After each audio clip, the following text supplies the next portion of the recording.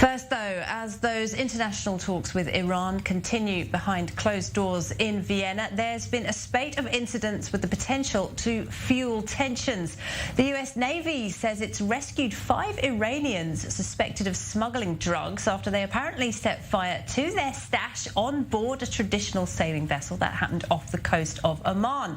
Separately, the Navy's been trying out a high-energy laser weapon system in the Gulf of Aden. For more on all of that, let's go to our senior US correspondent, Mike Wagenheim. He joins us now from New York. And Mike, a very dramatic turn of events in the Gulf this Thursday.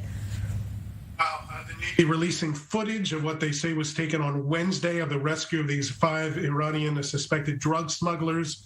When the U.S. Navy ship pulled up, the Iranians apparently lit it on fire using some sort of accelerant. You can see on the footage the ship exploding. 5 Iranians were rescued. 1 is still missing. All 5 were taken for medical treatment and transferred to authorities in Oman. As far as the drugs that were seized, authorities say about half of it either burned or sank, but they still recovered drugs to the tune of $14.7 million in street value. That includes about 1,100 pounds of methamphetamines, about 3,900 pounds of hashish, 66 pounds of heroin. And again, half of that went down with the ship. Navy and allied forces are constantly in the region conducting these anti-narcotic patrols. The smugglers often using those dhows to transport heroin from Afghanistan and other drugs throughout the region. So dramatic footage. No comment, by the way, so far from Iran on that particular incident, Laura. No reaction just yet. So,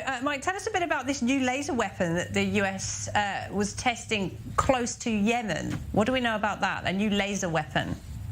Yeah, the U.S. Navy announcing yesterday that it tested out this weapon that destroyed a floating target.